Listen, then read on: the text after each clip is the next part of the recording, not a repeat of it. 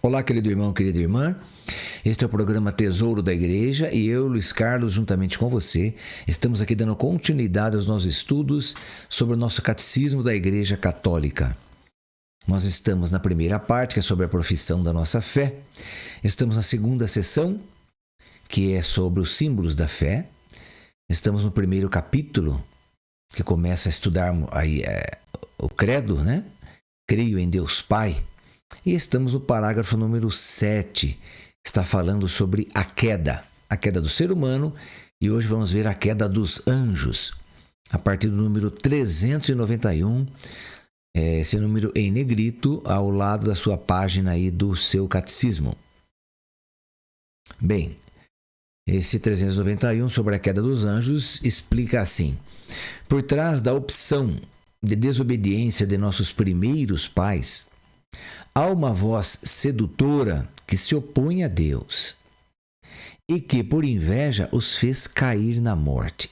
Então, por trás dessa opção de desobediência, né, de Adão e Eva, existe uma voz sedutora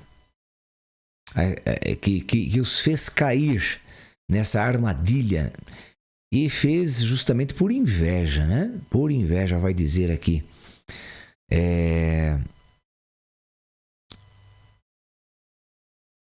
O livro da sabedoria, né? O livro da sabedoria, capítulo 2, versículo 24.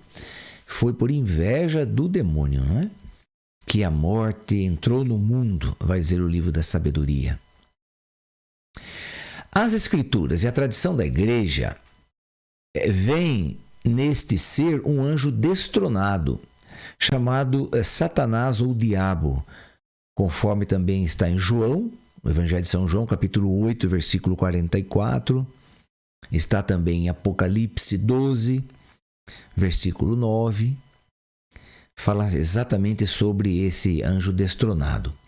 A igreja ensina que ele tinha sido anteriormente um anjo bom, criado por Deus. Com efeito, o diabo e outros demônios foram por Deus criados bons em sua natureza, mas se tornaram maus por sua própria iniciativa.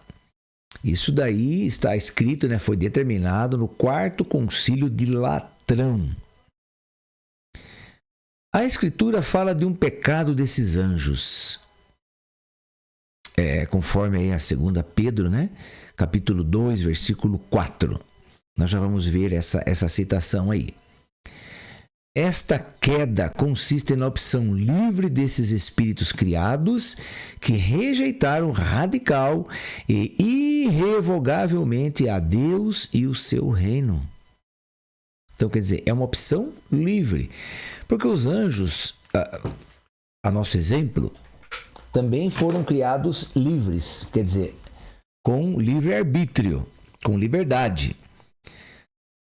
Deus cria todas as coisas livres, né, os seus seres livres, tanto os seres visíveis quanto os invisíveis, com liberdade, porque Deus é amor, Deus é misericórdia. E no amor que ele cria tanto o ser humano quanto o ser angelical, por criar por amor, ele cria livre esses seres. Então esses seres não são obrigados a fazer nada, porque isso serve como base do amor. Então não tem opressão, não tem uma obrigação, uma obrigatoriedade, né, imposta. Então é uma liberdade que a pessoa tem de se corresponder a esse amor ou não. E é amado por Deus, somos amados por Deus infinitamente e sempre seremos, tanto nós quanto os anjos. Porém, aceitar esse amor e participar desse amor são coisas diferentes. São coisas aí bem, bem distintas, né? Então é nesse sentido aí que existe a liberdade, tanto do ser humano quanto a dos anjos, né? A liberdade. Vamos ver aqui a passagem, então. Eu já abri aqui a palavra de Deus. Vamos ver aqui a segunda. Está aqui, segunda, deixa eu ver aqui. 2 Pedro. 2 Pedro 2, versículo 4. Pois se Deus não poupou os anjos que pecaram, mas os precipitou nos abismos tenebrosos do inferno, onde os reserva para o julgamento, se não poupou o mundo antigo e só preservou 8 pessoas, dentre as quais Noé, esse pregador da justiça, quando desencadeou o dilúvio sobre um mundo de ímpios, se condenou à destruição e reduziu a cinza a cidade Sodoma e Gomorra, para servir de exemplo para os ímpios do porvir, se enfim livrou o justo Lote, revoltado com a vida dissoluta daquela gente perversa, esse justo que habitava no meio deles sentia cada dia atormentada a sua alma virtuosa pelo que via e ouvia dos seus procedimentos.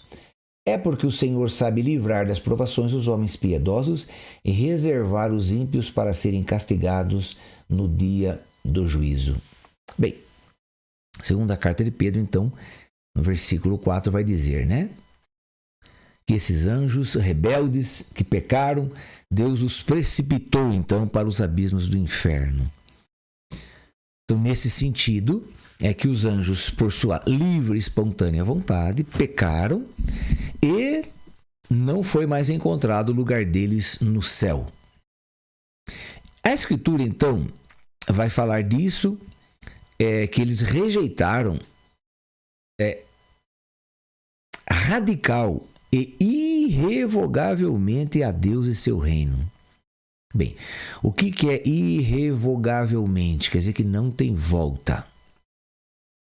Não tem salvação para os anjos. Para os homens, sim, tem salvação. Mas para os anjos não tem salvação. Mas será que por quê? Será que é porque Deus se arrependeu de ter criado os anjos? Ou será que Deus não tem poder para libertar os anjos como tem poder para libertar os homens, não é? Vamos ver isso daqui a pouquinho.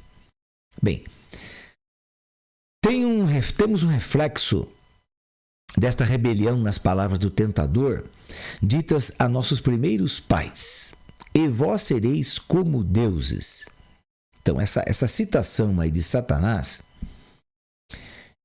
indica várias coisas. Primeiramente, que ele queria também ser Deus.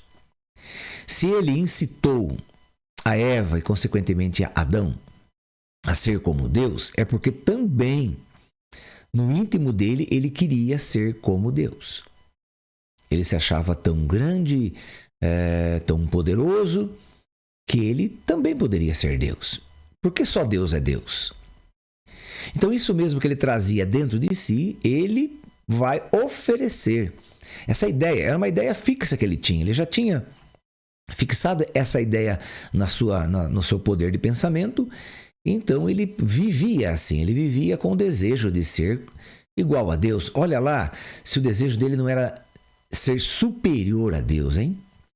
Não igual a Deus, mas eu creio que até mais do que Deus. Ele queria, era mandar em Deus, na verdade. Que as pessoas que se revoltam contra o outro é porque não aceitam o comando e querem estar por cima daquela pessoa. Quer dizer, quer mandar, assumir o controle. Então, geralmente é assim o que nós vemos aí, né? Na experiência da nossa vida, que nós vemos aí muitos casos assim. Então, o diabo, ele é pecador desde o princípio, como está na primeira carta de João, capítulo 3, versículo 8. Desde o princípio ele é pecador. Por quê que ele peca? Porque ele queria ser igual a Deus. Então, ele lança mentiras. Ele dá origem à mentira. Por exemplo, como está escrito, o próprio Jesus fala, né? Aqui já é Jesus falando. No Evangelho de São João, capítulo 8, versículo 44, Jesus diz que ele, o diabo, é o pai da mentira. Então quer dizer que a mentira é filha do demônio. O próprio Jesus diz, então, ninguém melhor do que Jesus para conhecer aí Satanás, né? Exatamente como ele era, né? É o caráter irrevogável da sua opção e não uma deficiência da infinita misericórdia divina que faz com que o pecado dos anjos não possa ser perdoado.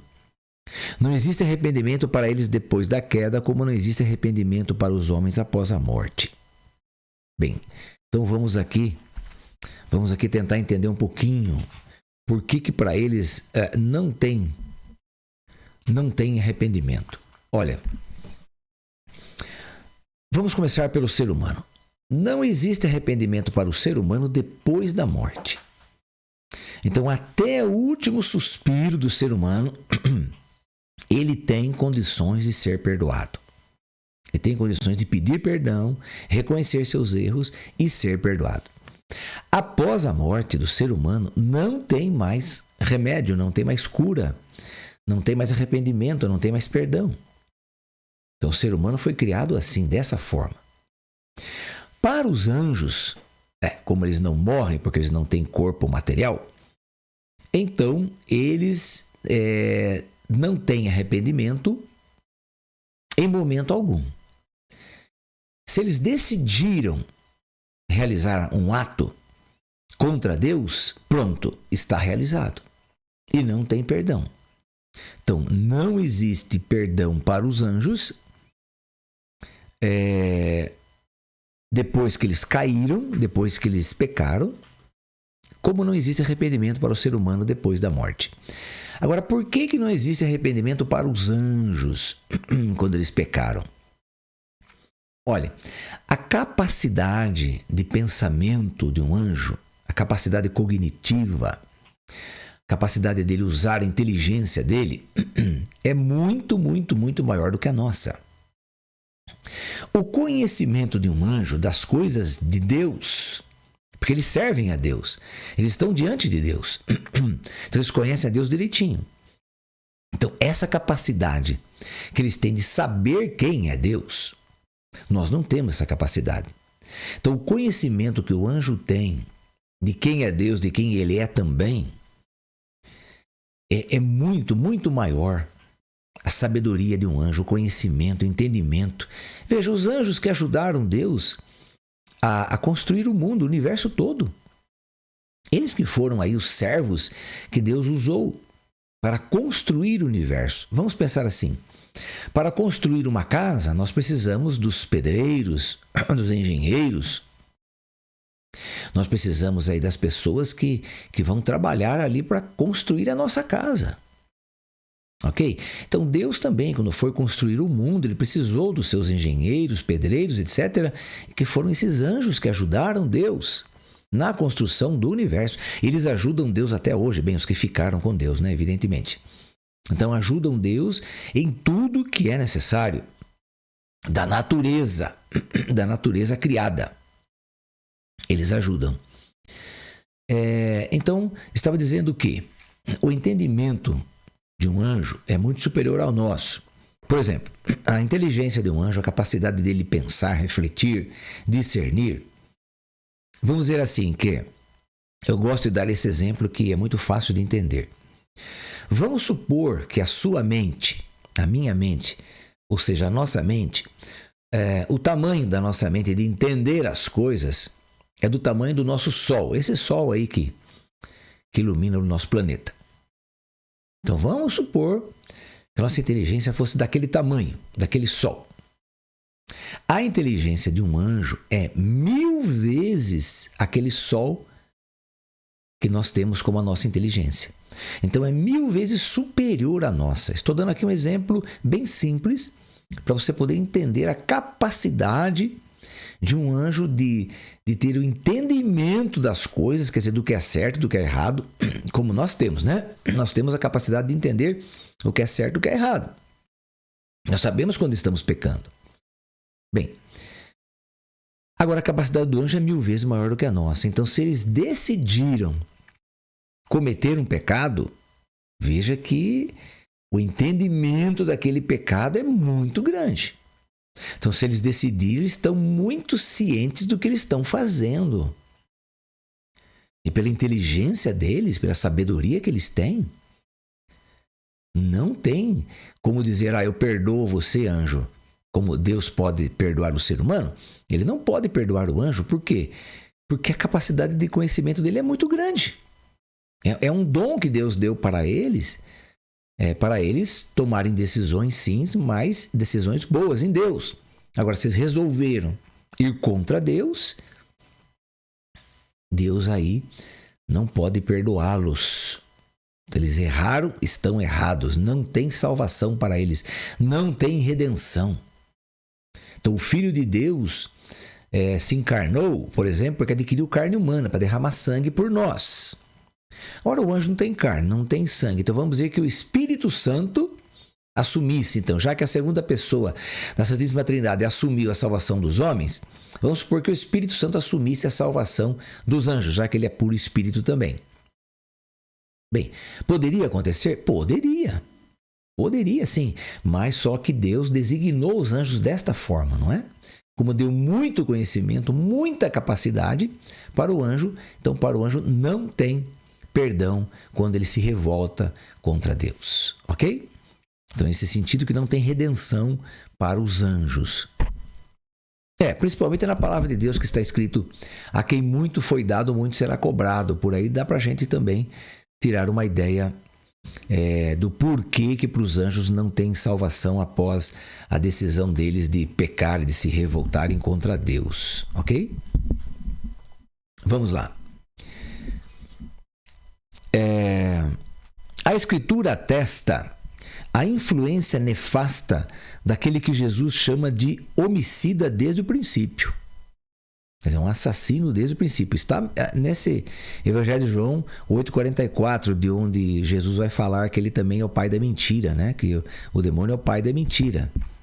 Então Jesus revela duas coisas importantes aqui sobre Satanás: que ele é o pai da mentira e é assassino desde o princípio.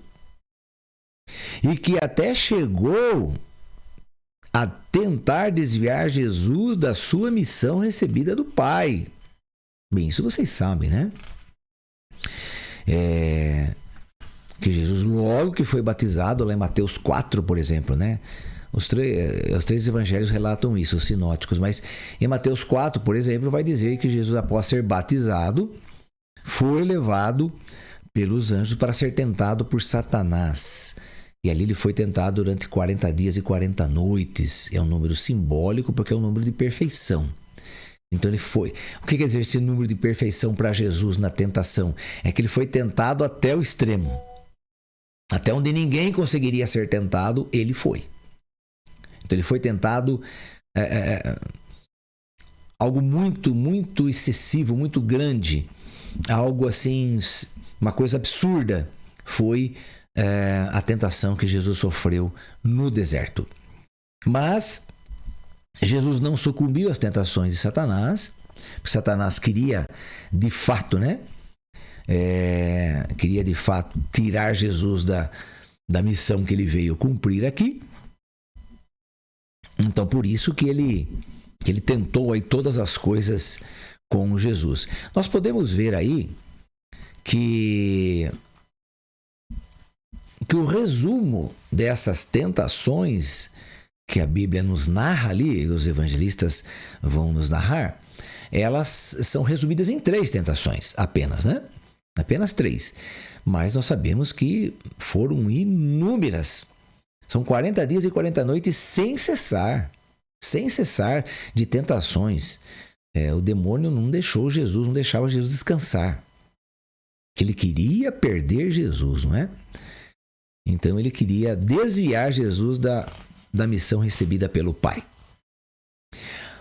Bem, para isto é que o Filho de Deus se manifestou, para destruir as obras do demônio. Isso está em 1ª carta de João, capítulo 3, versículo 9. Então veja que na revelação, na palavra de Deus, na palavra de Deus, na revelação, diz que o Filho de Deus, então, que é o Verbo encarnado, que é a segunda pessoa da Santíssima Trindade, ele veio para o mundo para destruir as obras do diabo. E tem muita gente que fala besteira por aí nesses canais de YouTube que o diabo não existe. Tinha até um sacerdote aí que antigamente ele ensinava isso, ele falava que o demônio não existe, que se existisse tem que aparecer diante dele, etc. Agora, como que uma pessoa, sendo padre, não sendo padre, sendo um leigo, qualquer pessoa, como que vai falar que o diabo não existe, Sendo que na revelação, na palavra de Deus, em 1 João 3,9, diz que o Filho de Deus veio para destruir as obras do diabo, do demônio. Como que ele não existe? Então a palavra de Deus é mentirosa? João é mentiroso? João, que foi o último apóstolo a morrer, é mentiroso então? Puxa vida, né? Bem, a mais grave dessas obras, que é a obra do demônio que Jesus veio destruir. Então, Jesus veio destruir as obras do demônio. A mais grave dessas obras, devido às suas consequências, foi a sedução mentirosa que induziu o homem a desobedecer a Deus. Ok? Então, ele seduziu ali Eva, seduziu Adão para acreditarem na mentira dele. Então, essa aí foi a maior obra de Satanás, foi a pior de todas. Porque ela destruiu, de fato, toda a criação. Então, o pecado original se instaurou ali. Então, foi aí o que aconteceu. Aí veio o Filho encarnado, veio morrer, bem, nasceu de uma mulher, evidentemente. Foi tratado exatamente como um ser humano, porque ele era ser humano também. Mas o que eu quero chegar é que, depois, o que ele sofreu, não é? Então, toda a dor, humilhação, sofrimento dele para pagar isso daqui, essa obra de Satanás. Veja, para destruir isso. Então, foi uma destruição muito, que custou muito. Essa destruição de Jesus custou muito para ele. Foi muito cara essa destruição aí para Jesus, não é?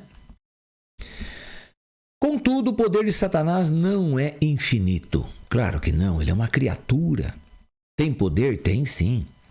Mas não é infinito, não é um poder divino, de forma alguma. Ele não passa de uma criatura poderosa pelo fato de ser puro espírito, sim, mas sempre criatura. Não é capaz de impedir a edificação do reino de Deus. Ele pode lutar contra a edificação? Ah, pode. Ele faz isso? Faz todos os dias. Todos os dias ele luta contra a edificação do reino, incitando pessoas, seduzindo pessoas, colocando no coração das pessoas que sejam contra a Igreja Católica, contra a única igreja que Jesus fundou, não é verdade? Então, contra a igreja, contra os sacramentos. Incita no coração das pessoas que não precisam mais se casar, não precisa mais passar pelo sacramento do matrimônio. Para que isso? É perder tempo. Porque se der certo, deu. Se não deu, pronto, cada um volta para sua casa e ponto final. Não tem que aceitar esse negócio de até a morte. Ah, isso não existe. As pessoas pregam assim. Isso não existe. Imagine uma pessoa obrigada a ficar com a outra até que a morte o separe. Imagine se não der certo. Ok? Então, vão destruindo aí os sacramentos, por exemplo, do matrimônio, estava falando. Outro sacramento que tentam destruir, o sacramento da penitência. Por que eu vou me confessar com um padre? Um padre é um ser humano igual a mim. O que poder que ele tem para perdoar os meus pecados? Só Deus tem esse poder. Como é que o padre vai perdoar isso? Então vai colocando, né, essas coisas no pensamento das pessoas, no coração das pessoas, para as pessoas irem se afastando da igreja, se afastando dos sacramentos. Batizar meu filho criança? Para quê? Depois que ele crescer, ele resolve o que ele vai fazer. Então a pessoa fica submissa a Satanás todos esses anos, né? Porque Satanás é o dono da pessoa desde que foi gerado no ventre da mãe. É o dono legítimo, com papel passado e tudo. Isso nós já estudamos aqui várias vezes. Várias vezes. Então, mas eu não acredito nisso, então deixa essa criança aí depois. Nem precisa batizar. Para que batizar? Para que se tornar filho de Deus? A vida é só aqui mesmo, só existe essa vida. Eu não acredito em vida eterna. Então, as pessoas vão dando desculpas, vão arrumando aí meios para não acreditar, para não buscar os sacramentos. Mas tudo isso são aí seduzidas pelos pensamentos satânicos. Então, Satanás luta contra a igreja? Luta. Vai conseguir vencer a igreja? Nunca, nunca, nunca, nunca, porque Jesus prometeu que as portas do inferno nunca prevalecerão contra a igreja. Quando ele escolheu Simão para ser o chefe da igreja, para ser o primeiro papa da igreja, né? Simão, a partir de hoje tu és Quefas, tu és pedra. Sobre ti edificarei a minha igreja e as portas do inferno nunca prevalecerão contra ela. Então, a promessa de Jesus. Mas o inferno vai lutar contra ela? Vai. E luta contra. Isso acontece. Bem, então Satanás não é capaz de impedir a edificação do reino de Deus, embora Satanás atue no mundo por ódio contra Deus e o seu reino, por ódio contra Deus e o seu reino em Jesus Cristo. E embora a sua ação cause graves danos de natureza espiritual, sim, e indiretamente até de natureza física, para cada homem e para a sociedade. Então, esta ação é permitida. Deus permite que Satanás possa agir desta forma. Isso é permitido pela divina providência, que com vigor e doçura dirige a história do homem e do mundo. A permissão divina da atividade diabólica é um grande mistério, mas nós sabemos que Deus coopera em tudo para o bem daqueles que o amam. Romanos 8:28. Então, se puder dizer assim, mas por que Deus permite que o demônio atue contra o ser humano? Por quê? Sim, ele permite para mostrar ao ser humano que se o ser humano buscar a ele, buscar a Deus, Deus dá 1000 vezes mais condições do que aquela ação que o demônio fez contra o ser humano. Por exemplo, contra mim. Vamos supor que o demônio fez uma ação contra mim, ok? Está tentando me seduzir para alguma coisa. Então Deus dá para mim, em proporção ao que o demônio está fazendo na minha vida, ele dá poder a mim, força, capacidade de negar aquilo 1000 vezes mais. Então, se o pecado vem com uma força de, vamos dizer aí, 100 quilos, vamos dizer assim, estou fazendo aqui uma suposição, vem com uma força de 100 quilos, Deus dá 1 tonelada de força, de capacidade para você negar aquilo, lutar contra aquilo e não aceitar aquilo. Então, eu só vou aceitar aqueles 100 quilos que o demônio está me oferecendo de sedução, de pecado, porque estou rejeitando 1000 quilos de graça, de bênçãos que estão sendo lançadas sobre mim por Deus. Estou negando isso. Por isso eu aceito o pecado. Mas se eu aceitar as graças de Deus, jamais eu vou aceitar a sedução do demônio. É nesse sentido que o catecismo está falando aqui. Que ele tem poder, sim, ele tem poder, mas é um poder finito. Agora, a graça de Deus em você é infinita, em mim, em nós, é infinita. Quer dizer, se nós usarmos a graça de Deus, nós nunca participaremos dos pecados de sedução de Satanás, nunca. Querido irmão, querida irmã, vamos encerrando por hoje, pedindo aí à Virgem Maria que nos ajude, que reze por nós, porque as tentações vêm, e que Nossa Senhora reze para nós, para que nós possamos ficar aí ligadinhos. Quando a sedução vem, para nós podemos distinguir que é uma ação diabólica, né? Que o que está sendo oferecido para mim ali é um prato envenenado. Pode parecer um prato delicioso, mas é envenenado por Satanás. Ave Maria, cheia de graça, o Senhor é convosco. Bendita sois vós entre as mulheres, e bendito é o fruto do vosso ventre, Jesus. Santa Maria, Mãe de Deus, rogai por nós, pecadores, agora e na hora de nossa morte. Amém. Que o Senhor nos abençoe em nome do Pai, do Filho e do Espírito Santo. Amém.